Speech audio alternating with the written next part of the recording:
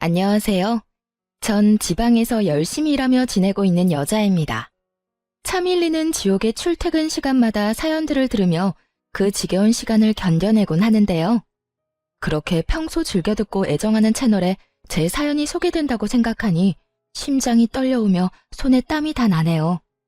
제가 이렇게 사연을 보내게 된 이유는 이혼에 대한 모든 기억을 이곳에서 털어내고 새로운 곳에서 새 출발하기 위해서인데요. 긴 이야기가 될 테지만 다들 끝까지 함께 해주시면 감사하겠습니다. 저와 남편은 직장에서 처음 만나게 되었어요. 나이가 점점 드니 이성을 만날 기회는 줄어들고 자연스럽게 연애도 멀어지던 중 알게 된 사람이 직장 동기인 남편이었죠. 저희도 처음엔 친구 사이로 지냈어요. 나이도 같고 같은 회사에서 같은 일로 골머리가 아픈 일이 많으니 그저 하소연이나 하던 그런 친구 사이였죠. 일상을 나누며 회사 일로 하소연이나 하며 편하게 지내던 저희는 영원한 친구는 없다는 그 말처럼 서서히 서로에게 감정이 생겼고 그렇게 4년을 연애하다 결혼까지 하게 되었습니다. 결혼을 할 당시 저는 모아둔 돈이 꽤 있었고 남편은 거의 없는 상태여서 걱정이 많았는데 시댁에서 집을 마련해주며 신혼집을 보다 수월하게 마련할 수 있었어요. 이런 와중에 문제점이 있다면 시모의 집 마련 유세였어요. 물론 처음엔 저도 신혼집까지 해주셨으니 너무 감사한 마음이 가득했어요. 더 시부모님께 잘하려고 노력도 많이 했고요. 하지만 그런 마음도 오래가지 못하더군요. 유세라고 표현하기 싫지만 이보다 더 잘 표현할 단어는 없겠더라고요. 처음엔 참을만 했던 집 유세는 날이 가면 갈수록 심해졌고 그 말끝마다 내가 해준 집이라는 것을 강조하는데 그 유세는 말도 못할 정도였어요. 여보세요? 아가, 내가 마침 근처에 볼 일이 있어서 내가 사준 아파트에 잠시 들렀는데 여기 내부 산책로도 참 잘 돼 있는 것이 보면 볼수록 내가 좋은 아파트를 사줬다는 생각이 드는구나. 집이 참 좋아. 하긴 누가 고르고 누가 산 집인데 별로이기도 힘들지 않겠어? 네? 아, 네. 참 좋긴 하죠. 요즘에 아파트 잘 갖춰져 있으니 살긴 참 편한 것 같아요. 산책로도 그렇고 편의시설도 잘 갖춰져 있고 말이에요. 요즘 아파트가 아니라 내가 사준 이 아파트가 너무 좋다는 말을 하고 있는 거야. 하여튼 넌 나한테 잘해라. 시집 하나 왔을 뿐인데 이런 아파트에서 살게 됐으니 말이다. 내 친구 미자라고 있는데 걔 며느리는 아무것도 안 해줬는데도 이번에 용돈을 200만 원이나 주고 가방도 사줬다고 하더라. 그냥 그렇다고. 대화의 시작과 끝을 이런 식으로 해버리니 정말 생각 같아선 직접 대출이라도 받아서 아파트를 사버리고 싶은 심정이었어요. 거기에다 제가 회사에서 일할 때마다 전화로 이런 말을 꺼내는데 꼭 내가 집을 해줬으니 네가 돈 많이 벌어서 나한테 다 갚으라는 뜻으로 들리기도 했어요. 시모의 일로만 해도 스트레스가 쌓이는데 이런 통화를 할 때면 꼭 직장 상사가 귀신같이 나타나 저에게 한 소리를 해대곤 했어요. 또 시댁 전화? 아, 네. 죄송해요. 안 받으려고 했는데 혹시나 급한 일이면 어쩌나 해서요. 다음부턴 저녁에 전화 달라고 말씀드릴게요.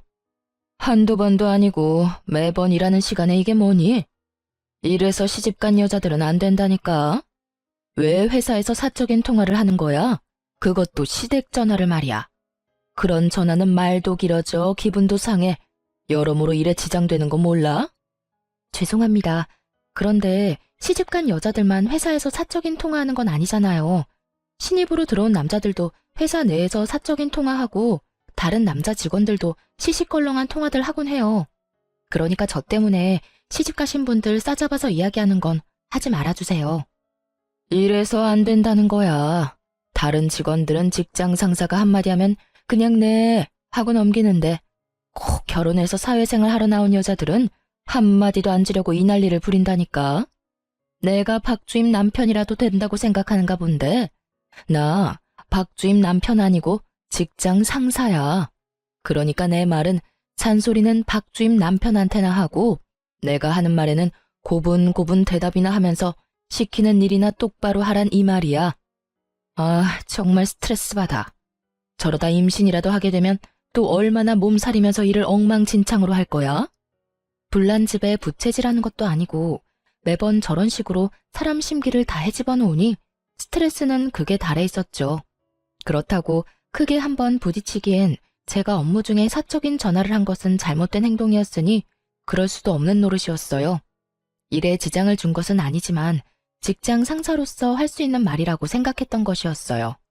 물론 그렇게 생각을 해도 유독 저에게만 심하게 히스테리를 부린다고 느끼긴 했지만요. 그나마 이 모든 걸 견딜 수 있었던 것은 남편 덕분이었죠. 이렇듯 스트레스가 극에 달하는 날이면 남편과 함께 치맥을 하며 하소연을 하곤 했는데 그게 또 스트레스 날리는 데엔 큰 도움이 되더라고요. 여보, 아까 봤지? 건들이 나한테 또 난리 부리는 거. 봤어. 또 왜 그러는 거야? 왜 그러긴? 어머님 전화 와서 통화하다 또 딱 걸린 거지. 아니, 건대리는 나한테 도청장치라도 달아놨나? 어떻게 내가 어머님이랑 통화만 했다 하면 귀신같이 찾아와서 뭐라고 하는 걸까? 진짜 그렇게 타이밍 맞추기도 힘들 텐데. 그러게, 그건 나도 좀 신기하긴 하네. 그나저나 엄마 전화는 회사에서 받지 마. 나도 따로 이야기해 놓을게. 당신한테 전화하지 말고 나한테 하라고 말이야. 그래 줄래? 그렇지 않아도 오는 전화 안 받기도 뭐하고 받았다 하면 어머님이 사준 집이 너무 좋으니 마치 뭐라도 해달라는 것 같아서 내가 스트레스가 이만저만이 아니야. 집 사주신 건 너무 감사한 일인데 매번 통화할 때마다 집 이야기 꺼내면서 잘하라고 하시는데 나 조금 힘들기도 해 사실. 거기에다 건드리까지 눈에 불을 켜고 날 감시하니 내가 전화 받을 여유가 없네? 그래, 알겠어. 그런데 진짜 건드리는 왜 그렇대? 결혼 소식은 아직도 없지? 성격이 그 모양이니 어느 남자가 오겠어? 오는 남자도 그 히스테리 보고 도망갈 거다 아마. 불쌍하다 불쌍해. 그 나이 먹도록 연애도 못하고. 그러니까 당신도 불쌍한 사람이라 생각하고 부딪히지 마. 괜히 직장 상사랑 부딪혀서 당신한테 좋은 것도 없으니까 말이야. 그래, 알고 있어. 그래서 나도 오늘 할 말이 입까지 차올랐는데 참았어. 잘했어. 얼른 맥주 한 잔 먹고 다 날려버려. 이렇듯 남편과 가지는 시간은 지친 저에게 큰 힘이 되었고 든든한 제 편이 생겼다고 생각하며 지내던 어느 주말이었어요. 집에서 남편과 함께 쉬고 있는데 시모가 연락도 없이 집으로 찾아왔더라고요. 무슨 일인가 싶어 물었더니 시모의 대답이 정말 가관이었어요. 어머님, 연락도 없이 무슨 일이세요? 꼭 연락을 해야만 올 수 있니? 그냥 들렸어. 좀 쉬려고. 네? 그냥 쉬려고 들렸다고. 앞으로 이 집을 별장처럼 쓰려고 해. 계속 보니까 내가 사는 집보다 더 좋은 것 같은 거야. 이래서 다들 신축하는가 보다. 그렇지? 순간 제가 잘못 들었나 했습니다.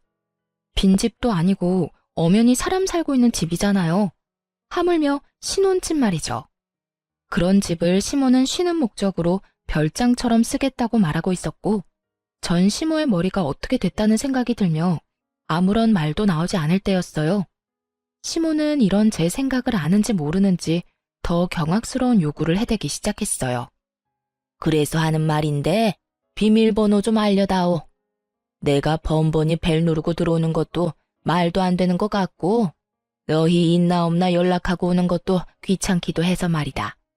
너도 알다시피 내가 이 동네에 자주 오는데 그때마다 너희가 일을 하고 있으니 그냥 집으로 돌아간 게 한두 번이 아니야.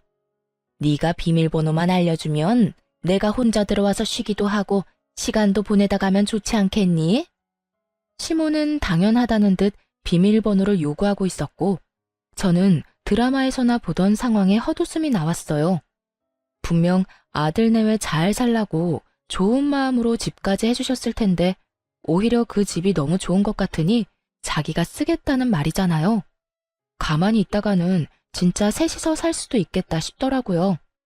이 말도 안 되는 확신을 부셔주어야 한다고 생각했고 더 이상한 말을 꺼내기 전에 시모에게 이렇게 말했어요. 어머님, 그건 곤란하겠는데요.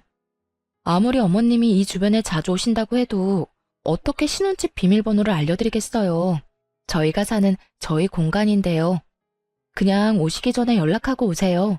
오늘처럼 갑자기 오셔서 괜한 헛걸음하지 마시고요. 독하게 마음먹은 순간이었어요. 이대로 어영부영 비밀번호를 알려주었다간 신혼생활은커녕 시모 모시고 사는 거나 마찬가지가 될 것 같았고, 전 아무리 남편을 사랑한다고 한들 그런 결혼 생활은 하고 싶지 않았거든요. 그래서 제 표정과 제 말투는 단호했고, 단호한 저의 태도에 시모는 노발대발하며 역정을 내더라고요.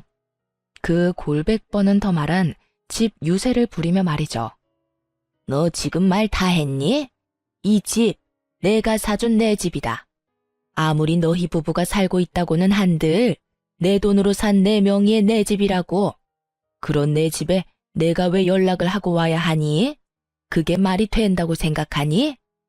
지금 말이 안 되는 말을 하는 사람이 누군데 이러세요. 어머님이 저희 살라고 마련해 주셨으면 저희 집 아닌가요? 어머님이 가끔 연락하고 오셔서 저희랑 시간도 보내고 식사하시고 가는 건 아무 상관없어요. 그 정도야 할 수도 있죠. 그런데 어머님이 바라는 건 그게 아니잖아요. 저희 의견, 저희 일정과는 상관없이 어머님 편할 때 어머님 집처럼 쓰려고 한다는 말인데 그게 말이나 된다고 생각하세요? 그게 정말 정상적인 상황이라고 생각하시냐고요. 얘 말하는 거 좀 봐라. 그러면 너는 내가 지금 말도 안 되는 이상한 요구라도 하고 있다. 이 뜻이니? 내가 계속 말하지 않았니? 이 집은 내 돈으로 산 내 집이라고. 알고 있어요. 그런데 저희 살라고 주셨으면 끝이란 말을 하고 있는 거예요. 그래서 끝까지 비밀번호는 못 알려준다. 이거니? 네, 절대로 못 알려드린다고 말하고 있는 거예요. 그야말로 칼과 방패의 싸움이었어요. 시모는 계속 내 집이라고 하며 비밀번호를 요구했고, 전 말도 안 되는 소리라며 절대로 안 된다고 하고 있었죠. 시모는 끝까지 단호한 저를 보며 숨을 고른다 싶더니 이런 말을 저에게 하더라고요. 그래? 네가 끝까지 그렇게 나온다면 나한테도 다 생각이 있다. 다음에 너희 없을 때 도어락 다 뜯어버리고 새로운 도어락 달아버릴 거야. 그리고 네가 지금 나한테 했듯이 비밀번호는 알려주지 않을 거다. 그때 가서 후회하지 말고 지금 좋은 말로 할 때 비밀번호 알려주거라. 이런 말까지 하면 제가 겁이라도 먹을 것이라 생각했는지 시모의 얼굴이 의기양양한 것이 차마 눈 뜨고 보기 힘들 정도였어요. 아, 그렇게까지 하실 거라고요? 그래, 내가 못할 것 같니? 난 한다면 하는 사람이야. 이거 왜 이래? 내가 준 집이니 내가 다시 뺏어가도 너흰 할 말 없는 상황이야. 그런 네 처지도 모르고 감히 나한테 뭐? 연락을 하고 와? 이게 지가 먼저 나서서 비밀번호를 알려줘도 모자랄 판국에 입만 살아서는? 네, 다 알겠으니까 도어락 뜯느라 괜히 힘 빼지 말고 그냥 여기서 사세요. 제가 그냥 남편 데리고 친정 가서 살게요. 뭐? 너 지금 친정에 간다고 했니? 네, 친정에 가서 살 거라고요, 남편이랑요. 저는 어머님이 이 집을 저희가 행복하게 싸우지 말고 잘 살라고 마련해 준 집이라 생각했는데 그게 아니니 어쩌겠어요? 이 집을 나가서 행복하게 사는 수밖에요. 그런데 어머님도 알다시피 남편이 모아둔 돈도 없고 그렇다고 대출을 받자니 이자도 한두 푼이 아닐 테고. 그러니 어쩌겠어요? 빈방 남아도는 친정에 가는 수밖에요. 당장 짐 빼드릴 테니 오늘부터 이 집에서 쭉 사세요. 저는 남편 데리고 가서 처가살이 시킬 테니까요. 시모는 말없이 저를 노려보고 있었고 저 역시 그런 시모의 눈을 피하지 않고 있었어요. 그런 눈싸움은 몇 분 동안 계속되었고 제 말이 진심이라 느낀 시모는 자기 아들 처가살이는 살게 하기 싫었는지 한 발 물러서 집으로 돌아가더군요. 두고 보자는 말을 남기고선 말이에요. 그렇게 시모가 돌아간 후 한숨 돌리나 했는데 있는지도 모를 정도로 조용히 구경만 하고 있던 남편이 시모 역성을 들며 저에게 따지고 들더라고요. 여보, 진짜 우리 엄마한테 너무한 거 아니야? 꼭 그렇게까지 모질게 말해야 했어? 내가 뭘 어떻게 했는데? 당신은 어머님이 나한테 어떻게 하는지 못 봤어? 당신이 계속 따지고 드니까 그렇지. 그냥 좋은 말로 안 된다고 했으면 됐잖아. 꼭 그렇게 끝까지 엄마를 이겨먹어야만 했어? 당신 진짜 말 이상하게 한다. 난 분명 처음에 좋게 안 된다고 했어. 그런데도 끝까지 우긴 건 내가 아니라 어머님이야. 거기에다 도어락까지 바꿔버린다는 어머님의 말, 당신은 못 들었어? 그런 말을 듣고 내가 가만히 있어야 했니? 그런 말까지 듣고 가만히 있을 사람이 어디 있어? 엄마가 오죽 답답했으면 그런 말까지 하셨겠어. 어른이잖아. 어른한테까지 꼭 그렇게 이겨먹을 필요는 없잖아. 어른도 어른 나름이지. 당신 말대로 말 같지도 않은 말을 내내 하고 넘어가면 더 큰 문제가 되어서 돌아온다는 거 몰라서 지금 그런 말을 하는 거야? 더 큰 문제는 무슨? 뭘 말하는 건데? 그리고 말이야 바른 말이라고 여기 엄마 집 맞잖아. 엄마가 이 집 마련 안 해줬으면 우리 지금쯤 대출금 갚느라 이런 편한 생활은 하지도 못했다고. 애초에 자기가 모은 돈은 너무 없어 시모 도움까지 받게 된 것인데 저딴 말을 하니 어이가 없더라고요. 당신 잊었어? 난 집 마련할 능력이 있었어. 물론 지금도 있고 말이야. 반반 결혼을 하려고 했던 우리가 못하게 된 이유는 당신 때문이라고. 당신이 돈이 없었으니까. 이게 다 누구 때문인데 엄마가 집 마련을 안 해줬으면 이렇게 편한 생활을 못했을 거라고? 당신이 지금 그런 말 할 처지야? 그건 그렇지만 엄마 덕분에 우리가 편하게 사는 건 맞잖아. 금전적으로 좀 여유로운 건 맞겠지. 그런데 돈이 다가 아니잖아. 당신이랑 나, 어머니 때문에 이렇게 말다툼하는 상황이 편해? 매번 어머님이 이렇게 오셔서 내 집이라고 마음대로 하는 모습이 당신이 보기엔 편하냐고. 그러니까 엄마가 그러든 말든 그냥 그러려니 하고 져주면 다 편하잖아. 당신도 이렇게 언성 높일 일 없고 엄마도 저렇게 화낼 일 없고. 그러면 우리도 싸울 일 따윈 없다고. 당신이나 어머님이나 참 말 안 통한다. 하여튼 나는 당신 말처럼 내내거릴 생각 없으니까 그런 줄 알고 당신도 어머님한테 비밀번호 알려주지 마. 알려주기만 해봐. 정말 대출을 내서라도 집 마련해서 이 집에서 확 나가버릴 테니까. 정 안 되면 정말 처가살이까지 각오해야 할 거야. 저는 말로 남편의 입을 막아버렸고 남편도 더는 똑같은 말을 꺼내지 않더라고요. 결혼 이후 처음으로 한 부부싸움에 감정이 상할 대로 상한 상태였고 어느 누구도 먼저 말을 걸지 않고 있었어요. 말도 하지 않는 상황이었지만 그저 흔히들 할 수 있는 부부싸움이라 생각하며 차마 이혼까진 생각지도 않고 있었는데 남편은 제 생각과는 다른지 점점 냉랭한 모습으로 저를 대하더라고요. 그런 남편의 태도를 보며 저 역시 남편에 대한 실망감이 더욱 깊어졌고요. 물론 그 이유가 남편의 행동뿐만은 아니었어요. 저에게 말 한 번 걸지도 않는 남편은 어느 순간부터 회사에서 저와 사이가 좋지 않던 그 직장 상사와 친하게 지내기 시작했고 그런 모습에 실망감은 더 깊어지고 있었죠. 처음엔 저에게 화가 난 남편이 저를 약올리려고 저런 행동을 하나 지켜만 보고 있었는데 어느 날은 저와 친한 동료가 저에게 이런 말을 하는 게 아니겠어요? 박주임, 너 네 남편 잘 지켜봐. 요즘 건들이랑 가깝게 지내는 게 심상치 않아. 어? 우리 남편? 에이, 그런 거 아닐 거야. 요즘 부부싸움을 좀 했는데 괜히 나 약올리려고 저러는 것 같아. 처음엔 나도 그렇게 생각했는데 그게 아닌 것 같아. 이런 말 박주임 기분 나쁠까 봐 안 하려고 했는데 못 본 척하는 건 아무래도 아닌 것 같아서. 나 비상계단에서 두 사람 마주쳤는데 날 보더니 화들짝 놀래면서 이상한 연기를 하더라니까. 아닐 수도 있는데 혹시 모르는 일이니까 잘 지켜봐. 정말 박주임 걱정돼서 하는 말이니까 너무 기분 나빠하지 말고. 이 말을 듣는데 정말 뒤통수가 얼얼해지는 느낌이었어요. 시모의 일로 남편과 다투고 사이가 좋지 않긴 했지만 그런 쪽으론 정말 생각해보지도 못했으니까요.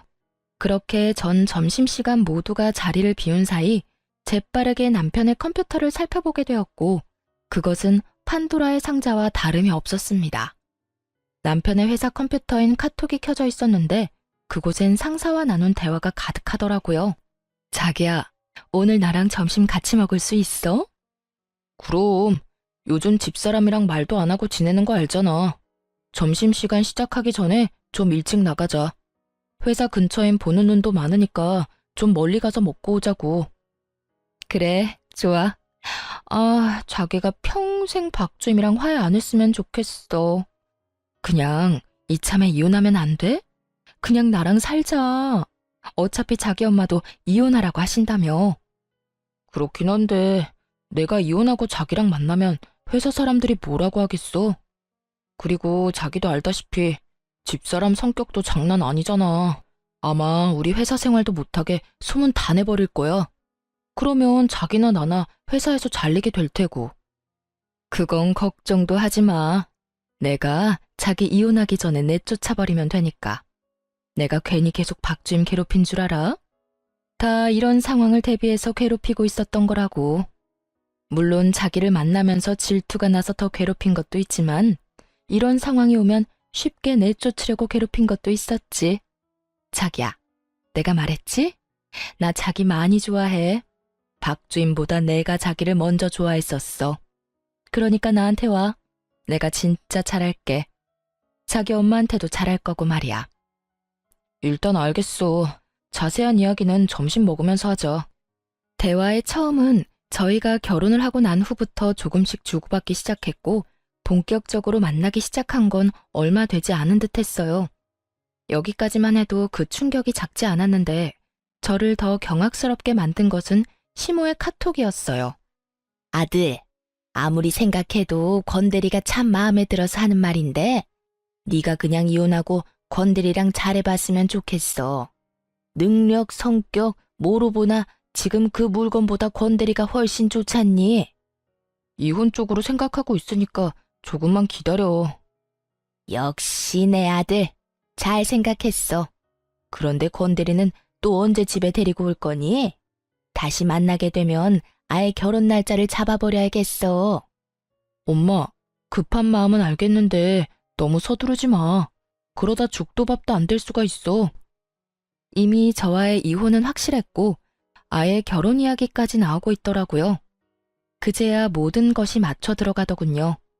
저를 향한 지속적이고 지나친 상사의 괴롭힘부터 한 번 싸웠다고 이때껏 냉랭하던 남편의 모습, 그리고 연락이 와서 시집살이 시켜도 몇 번은 더 시키고도 남을 시모가 아무 연락조차 없는 것까지 모든 것이요. 상간녀는 제가 질투나고 꼴보기 싫어 이때껏 저를 그렇게나 못 잡아먹어 안달이었던 것이고, 시모는 이제 새로운 며느리가 생길 예정이니 연락을 할 필요가 없었던 것이었죠. 남편과 상간녀는 사랑에 빠진 여느 연인과 다름이 없는 모습이었고, 시모는 새 며느리를 맞이할 생각에 들떠 한껏 신이 난 상태였어요. 이혼은 당연한 상황이 되었고, 그런 상황이 되니 그냥 이혼해 줄 순 없는 노릇이었어요. 끝까지 남편을 붙잡고 또 붙잡아 최적의 타이밍에 이혼하기로 결심한 것이었죠. 카톡을 살펴본 결과 그 타이밍이 멀지 않은 것 같았거든요. 그렇게 전 소름 끼치는 결혼 생활을 조금 더 버티기로 했고, 남편과 시모는 작정하고 저를 괴롭히기 시작하더군요. 위자료를 주기 싫어 어떻게 해서든 제 입에서 이혼 소리가 나오게 하려고 애쓴다는 걸 알고 나니 그저 웃길 뿐이었어요. 당신 빨래 안 했어? 어떻게 양말 하나가 없어? 빨래 했는데? 내 것만 했지. 뭐? 내 것만 했다고. 나한테 말 한마디 안 걸고 눈 한 번 안 마주쳐주는 남편 뭐가 예쁘다고 빨래를 해줘? 아참, 그리고 앞으로 밥도 내 밥만 차려 먹을 거니까 당신 밥은 당신이 차려 먹어. 당신 진짜 이렇게 치사하게 굴 거야? 그리고 당신 주부야. 주부가 그런 기본적인 것도 안 하면 어쩌자는 거야? 주부이기 전에 나도 회사원이야. 그리고 집안일은 여자만 하라는 법이라도 있어? 내가 집에서 노는 사람도 아니고 나도 일하러 다니고 돈 버는데 왜 나만 집안일을 해야 해? 각자 번 돈 각자 쓰는 것처럼 각자 집안일은 각자 해. 야, 너 이따위로 나올 거야? 이따위로 나올 거야. 그러니까 나한테 앞으로 이래라 저래라 하지 마. 이때껏 말 한마디 안 걸더니 기껏 한다는 말이 빨래? 그딴 말 할 거면 그냥 쭉 계속 말 걸지 마. 그 편이 나도 편하니까.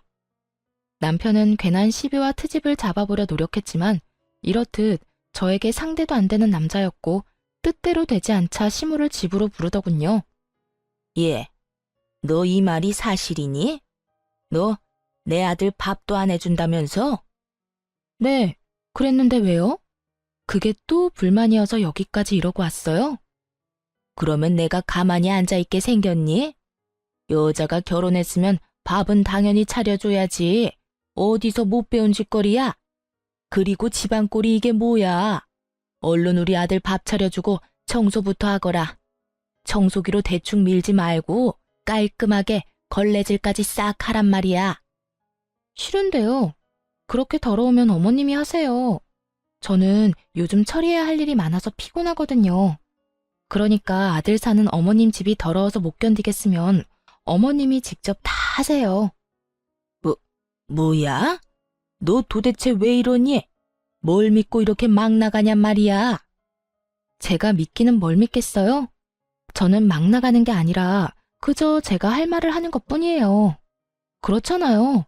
저는 청소할 필요가 없다고 생각하는데 어머님 눈엔 청소가 필요하니 필요하다고 생각하는 사람이 하는 게 맞는 거고, 저한테 애정 한번 주지 않는 남편한테 밥 차려주기 싫어서 밥도 안 해주는 건데 그걸 누가 뭐라고 할 수 있나요?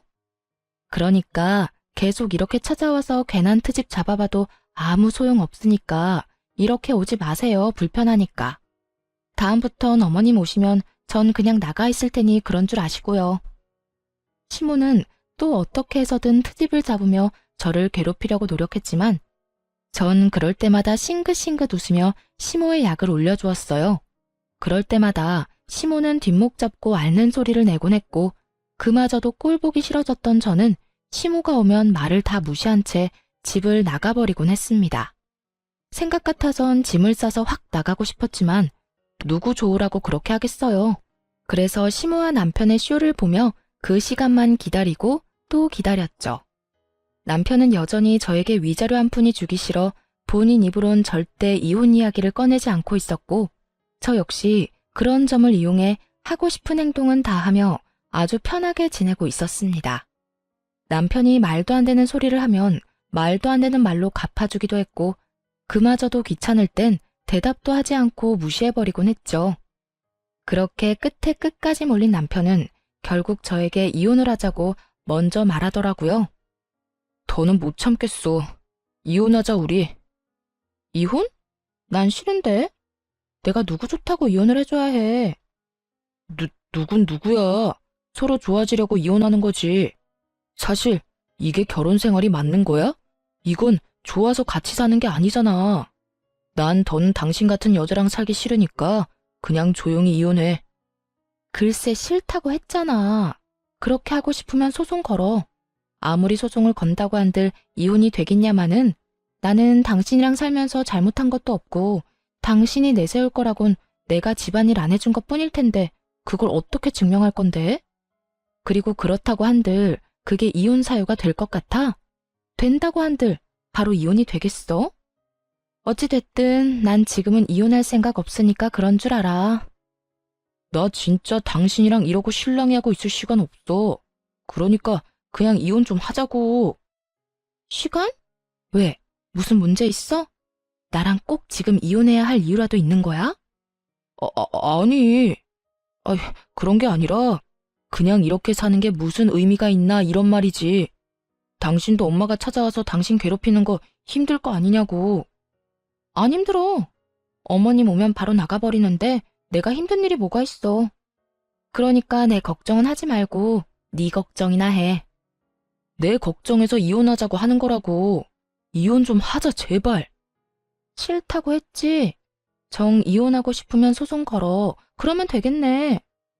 남편은 끝까지 이혼을 하자고 우겨댔고 전 그렇게 하고 싶다면 소송을 걸라고 반박해버렸죠. 소송을 걸었다간 본인에겐 이로울 것이 하나 없다는 걸 잘 아는 남편은 입을 닫아버리더군요.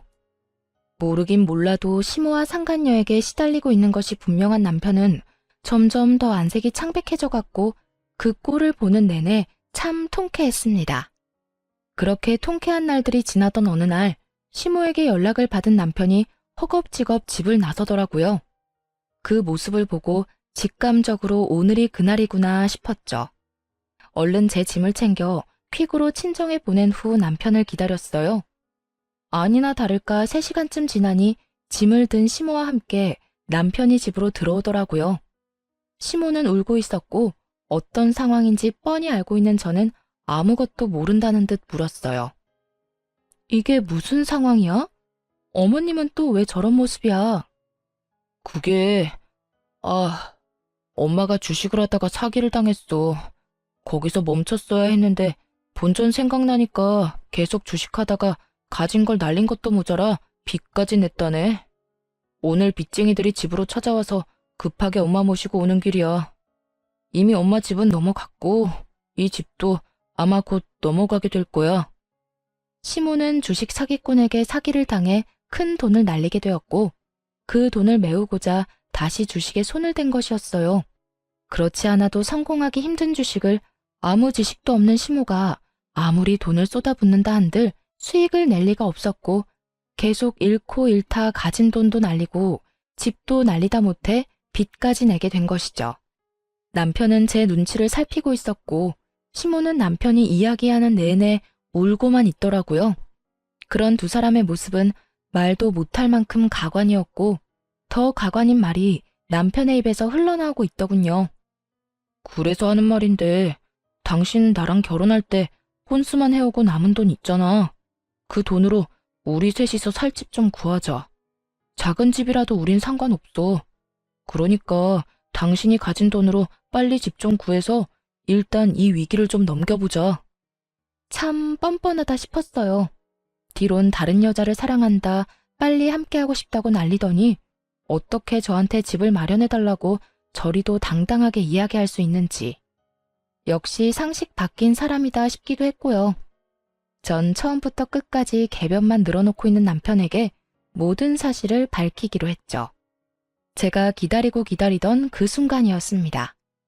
듣고 있으려니 참 기가 차서 웃음이 나려고 하네. 나한테 이럴 필요가 뭐 있어?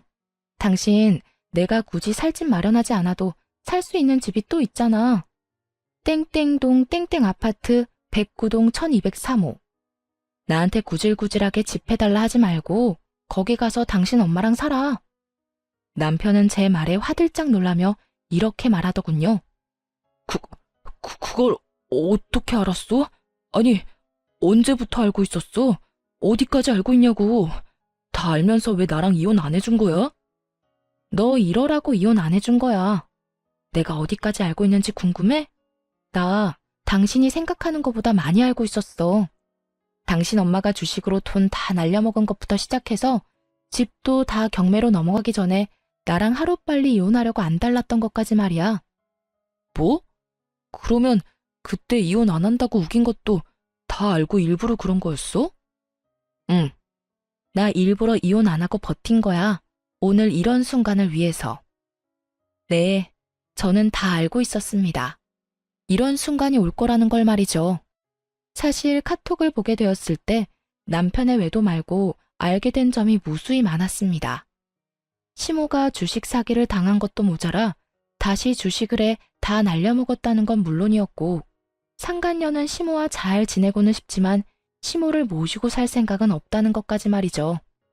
그래서 남편은 하루라도 빨리 정리하고 상간녀와 재혼을 해버릴 생각이었던 것이죠. 그리도 시끄럽게 한 재혼인데 고작 시모 한 명 모신다고 다시 이혼을 할 리는 없을 거라 확신한 것이었어요.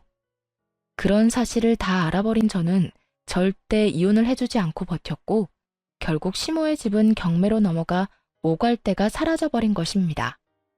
마음이 급해진 두 사람은 일단 저에게 빌붙어 있다가 제 뒤통수를 치고 상간녀에게 갈 생각이었겠죠. 모든 사실이 드러나자 남편은 어떻게 이렇게까지 할 수 있냐고 따져 묻기 시작했어요. 당신이 나한테 어떻게 이렇게까지 해? 당신 때문에 나는 지혜랑 결혼도 못하고 지금 이렇게 엄마랑 오갈 데도 없어졌잖아. 야, 정신 차려. 너랑 나랑 아직 부부인데 나한테 다른 여자랑 결혼 못했다고 따지는 거야? 그것도 내 탓으로 돌리면서? 네가 진짜 돌아도 완전히 돌았구나. 뻔뻔한 것도 정도가 있지. 너 이 정도면 정신병이야, 알아? 당신이 정신병이라고 생각하든 말든 난 아무 상관없거든. 다 됐고 당신 때문에 우리 지혜 집에도 못 가게 생겼으니까 당신이 책임져. 당신이 책임지고 엄마랑 나 살 집 구해내란 말이야. 이게 다 당신이 이혼 안 한다고 우겨서 이렇게 된 일이니까 당신이 집 구해달란 말이야. 아니? 난 지금 이 순간에 이혼하려고 이때껏 버틴 건데? 그렇게 당신이 원하던 이혼 지금 하자. 지금 해줄게. 내가 미쳤냐? 오갈 데도 없는데 당신이랑 이혼하게? 지금 돈 있는 사람이 당신뿐인데 내가 호락호락하게 이혼해줄 것 같아? 이번엔 내가 이혼하기 싫으니까 당신도 포기해, 이혼. 남편은 착각해도 아주 큰 착각을 하더라고요.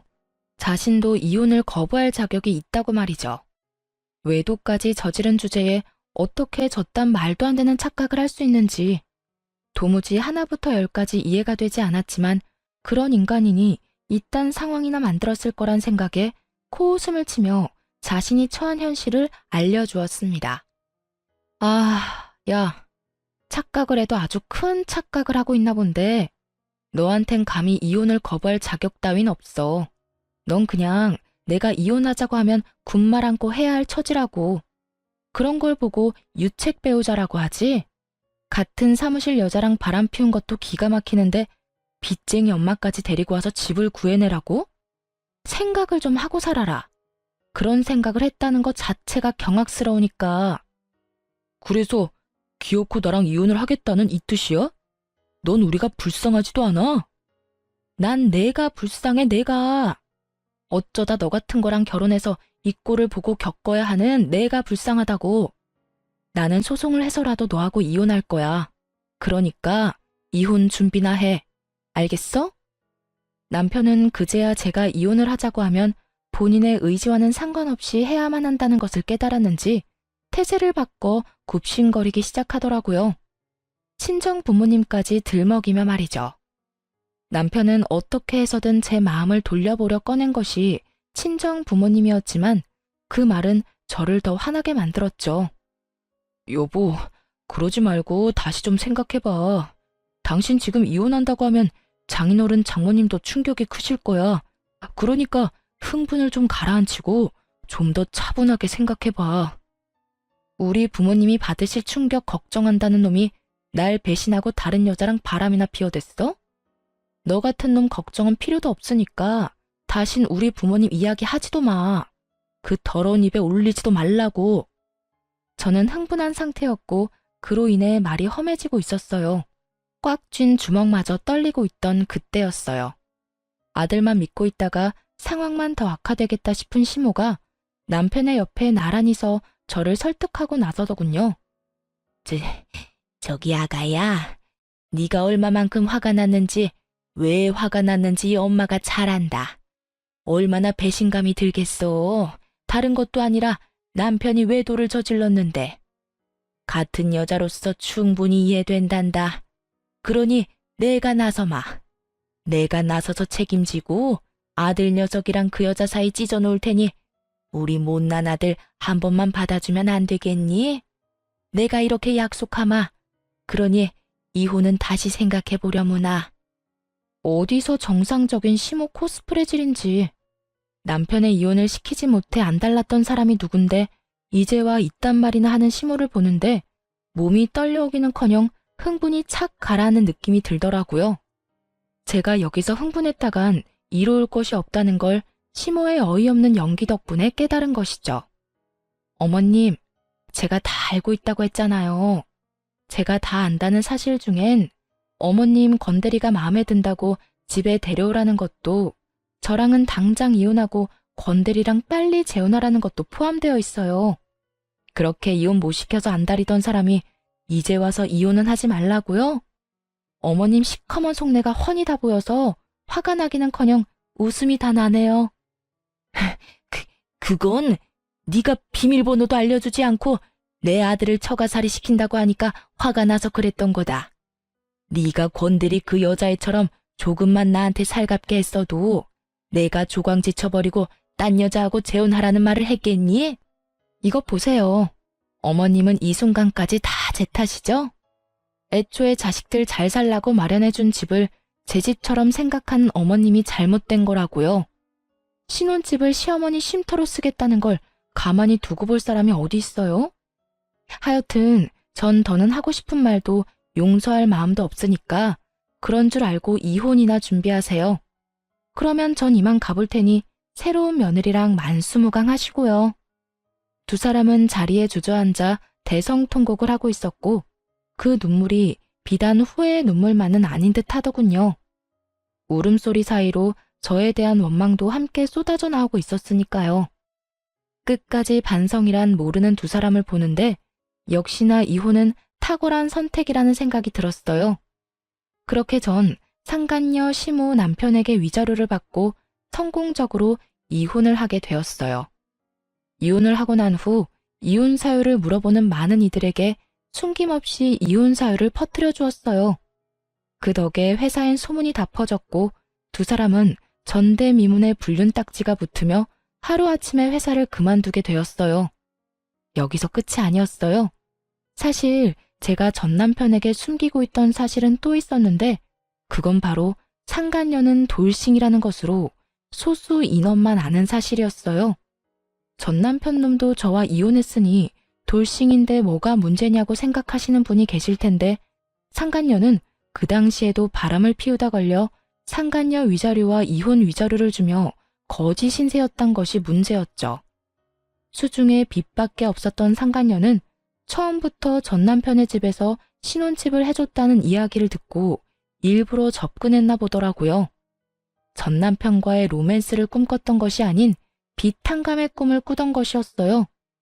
결국 상간녀는 빚탕감의 꿈도 이루지 못하고 저에게도 위자료를 주느라 더 큰 빚을 진 건 물론이고 회사까지 잘리게 되었습니다. 이런 상간녀에게 다른 비밀이 또 있었는데요. 그 비밀은 전 남편의 분노 가득한 전화로 알게 되었어요. 너는 다 알고 있었지? 권지에 이혼했었다는 사실부터 해서 가진 건 쥐뿔도 없는 빚쟁이라는 거 넌 다 알고 있었지? 이제 와서 그런 거 따져봤자 달라지는 게 있어? 그리고 그년이 빚쟁이라고 해도 당신이랑 당신 엄마한테 다른 선택지가 있어? 어떻게 해서든 빚쟁이 집에라도 얹혀 살아야 할 입장 아닌가? 나한테 이럴 시간에 얼른 그년한테 가서 빌어. 울고불고 하면서 당신 엄마랑 당신이랑 그 집에서 좀 살게 해달라고 해. 집 같은 소리 하네. 제 집인 양 굴더니 그 집도 자기 집이 아니라 친구 집에 얹혀 사는 거더라. 나 완전히 사기당했다고. 어쩐지 빚쟁이 주제에 꽤 좋은 아파트에 산다 싶었더니 이런 진실이 또 있었더군요. 얼마나 통쾌하던지 새어나오는 웃음을 막을 방법이 없더라고요. 이제 너랑 네 엄마 어떻게 하니? 너 지금 웃어? 너는 이 상황이 즐거워? 내가 안 즐거울 이유가 없잖아. 난 지금 여러모로 즐거우니까 더는 내 기분 망치지 말고 전화 끊어. 앞으로 일어나는 모든 일은 다 네가 인생을 그따위로 살아서 받는 벌이라고 생각하고 달게 받아. 그리고 분명 말하는데 다신 전화하지 마라. 끊어. 여러모로 참 통쾌한 순간이었네요.